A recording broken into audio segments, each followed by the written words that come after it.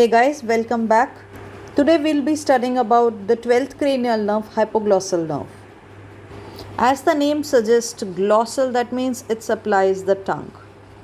So hypoglossal is a nerve which supplies all the muscles of the tongue, except we have an exception here in the anatomy, which is the PG, the palatoglossus muscle.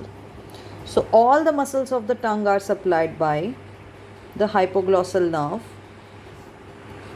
which is the 12th cranial nerve, except the palatoglossus muscle, which is supplied by the vagoaccessory complex.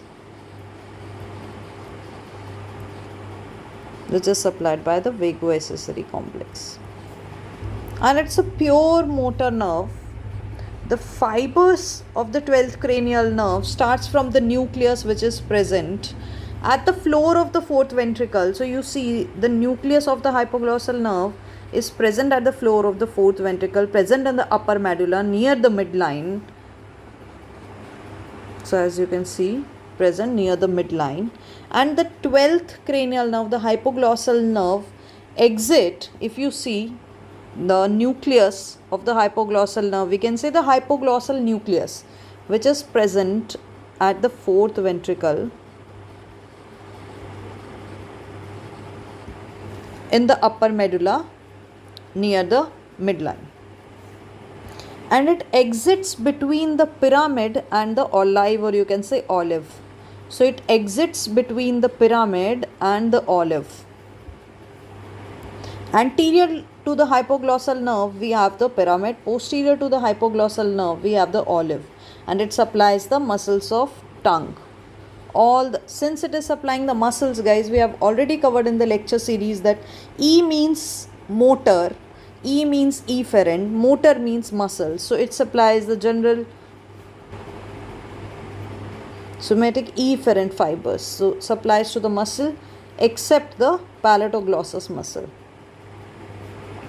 So that's what we have studied up till now, that hypoglossal nucleus present at the floor of the fourth ventricle in the medulla near the midline, and the hypoglossal nerve exits between the pyramid anteriorly, olive posteriorly, and supplies the muscles of the tongue except the palatoglossus, which is supplied by the vagoaccessory complex. In case if there is a right side hypoglossal nerve injury, so in this particular situation, wherein you can see the injury to the right side hypoglossal nerve, the tongue is deviated to the same side.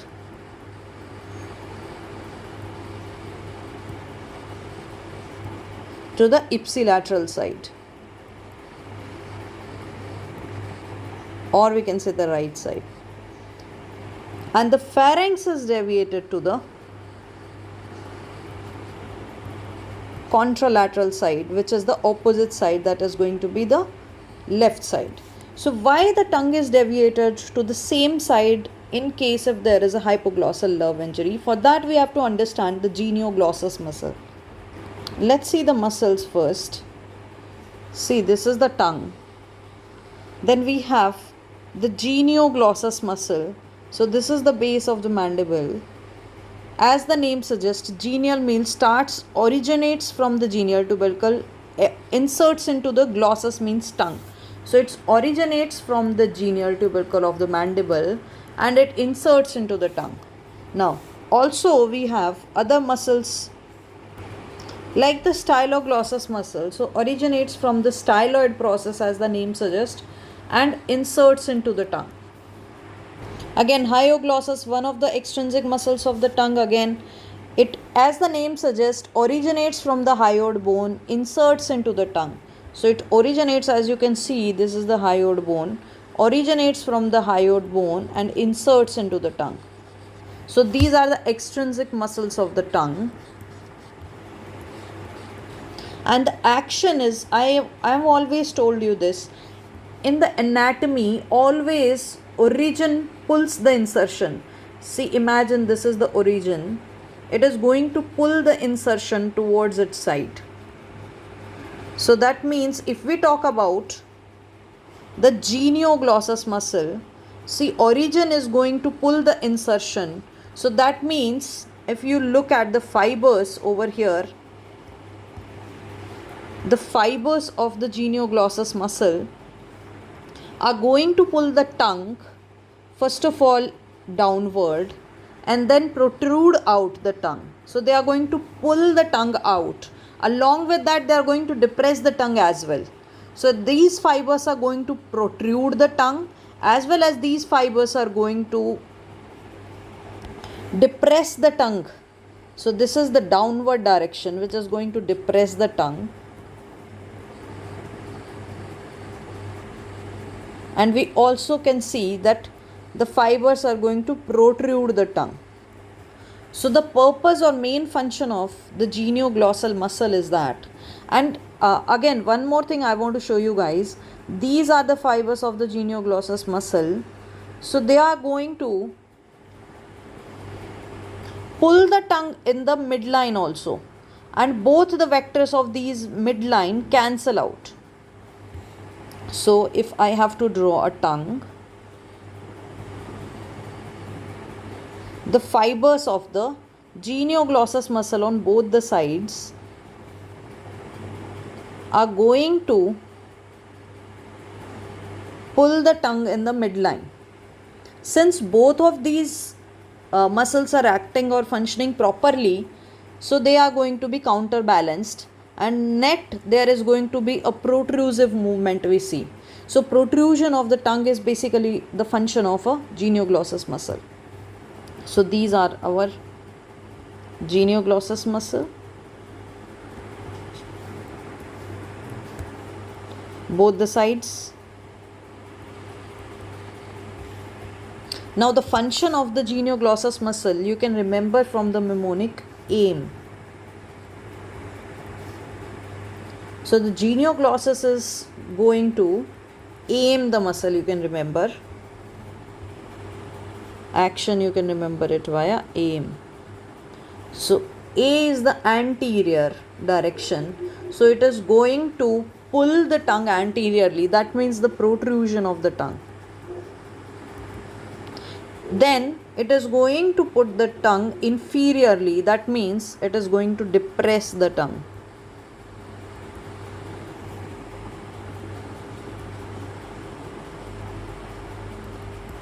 And M is medially, in the medial direction. So if both the muscles are working properly, these are counterbalanced. And we don't see any medial movement. So net vector, there is no movement. But in case, guys, in case if one of this genioglossus muscle is not working properly, say suppose we are talking about the right side. The right side hypoglossal nerve is injured, so that means the right side genioglossus muscle is paralyzed. In that case, the left side genioglossus muscle is going to pull the tongue in the right direction.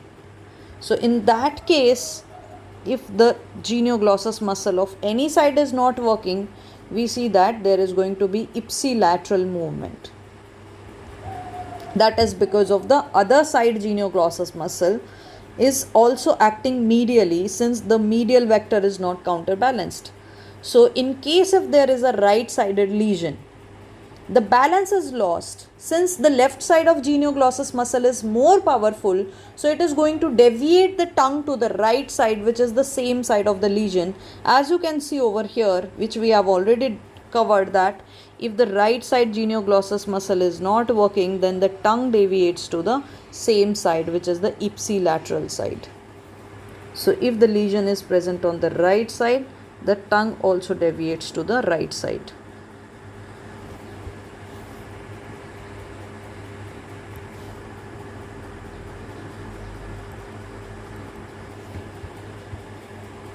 Since this genioglossus muscle is protruding the tongue, so therefore it prevents the falling back of the tongue. Say this is the tongue, and since the genioglossus muscle is protruding the tongue, so therefore it is preventing the fallen back of the tongue. So it is preventing the falling back of the tongue into the respiratory tube, and this is the reason that the genioglossus muscle is also known as the safety muscle of the tongue.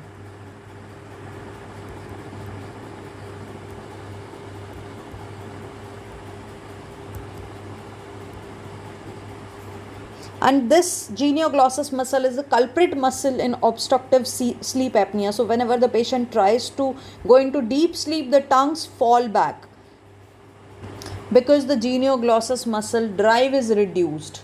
So patient has to wake up again and then go to sleep.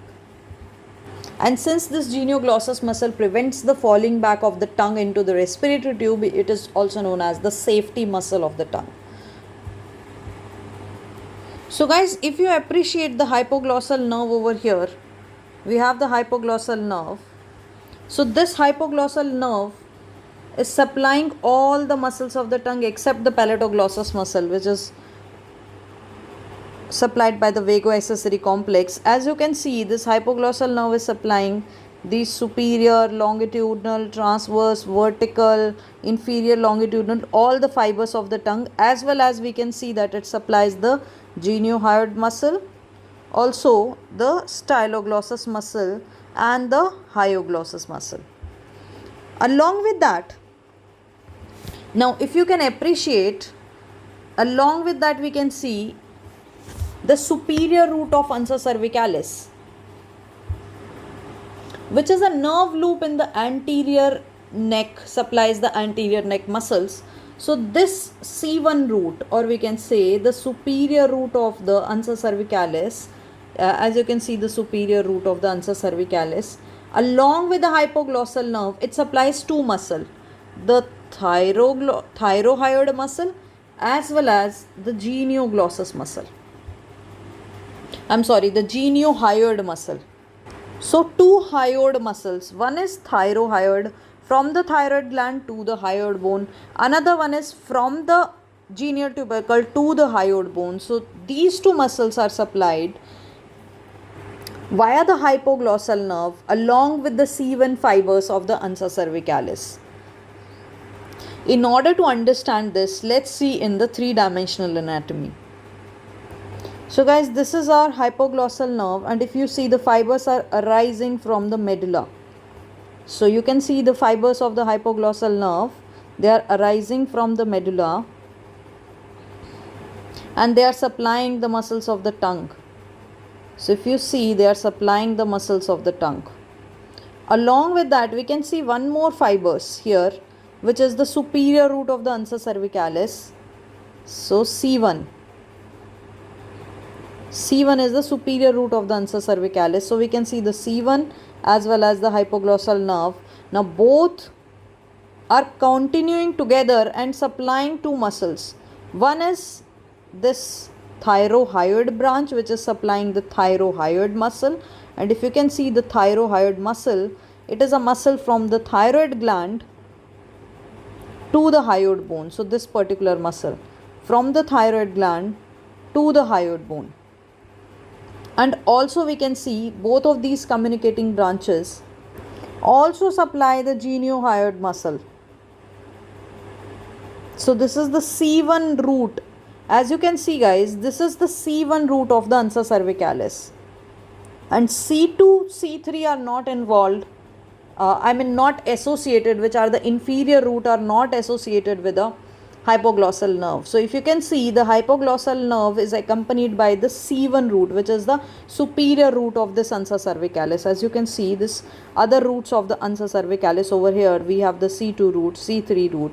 So only the C1 is accompanied by the hypoglossal nerve, and it supplies the muscles of the tongue and also supplies two more muscles, the geniohyoid and the thyrohyoid muscle. So let's hand draw this diagram of the hypoglossal nerve.